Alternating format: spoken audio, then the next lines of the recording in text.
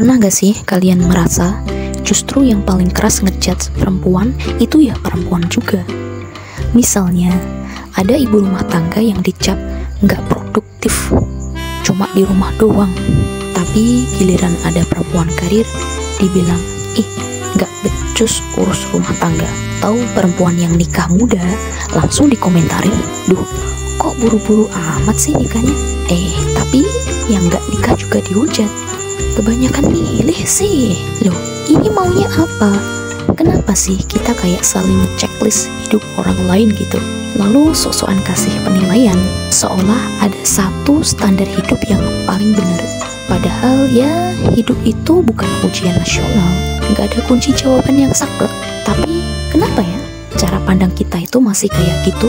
Coba deh kita tarik mundur. Dari kecil, kita itu sudah ditanamkan pola pikir mainstream. Sekolah yang benar, kuliah, dapat kerjaan tetap, nikah, punya anak, hidup beres. Seolah-olah semua orang harus naik kereta yang sama, duduk di gerbong yang sama, dan turun di stasiun yang sama pula. Dan begitu ada yang naik sepeda atau milih jalan kaki, langsung dianggap aneh. Lalu ketika perempuan mulai punya banyak pilihan, entah itu mau jadi ibu rumah tangga, mau berkarir, mau usaha, mau nikah atau enggak, kenapa kita nggak melihat itu sebagai bentuk keberanian dan kemerdekaan? Kenapa? Justru yang sering terjadi, kita jadi hakim satu sama lain karena kita terjebak dalam standar tunggal keberhasilan yang dibentuk oleh sistem patriarki, kapitalisme, dan budaya komparasi sosial. Iya, budaya komparasi. Kita didorong buat terus membandingkan siapa yang lebih sukses, lebih bahagia, lebih ideal,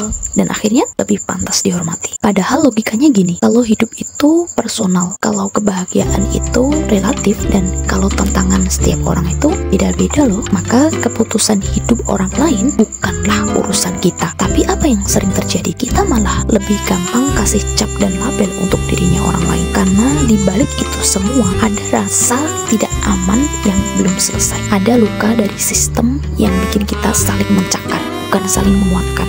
Jadi begini teman-teman, pertanyaannya bukan kenapa dia milih jalan hidup kayak gitu, tapi kenapa kita masih merasa perlu menghakimi sesama? Kenapa kita nggak belajar untuk percaya bahwa hidup tuh bukan cuma ada satu jalur yang benar. Setiap perempuan punya hak untuk memilih, dan setiap pilihan itu sah-sah aja selama dia menjalaninya dengan sadar dan bertanggung jawab. Dan kalau kita beneran pengen perempuan maju, saling support, dan berdaya, stop jadi polisi kehidupan perempuan lain. Dunia udah cukup keras, sistem udah cukup timpang. Masa iya sih kita masih sibuk aja saling menjatuhkan? Yuk, kita jadi generasi yang gak ngotot nyamain hidup, tapi saling merangkul dalam perbedaan.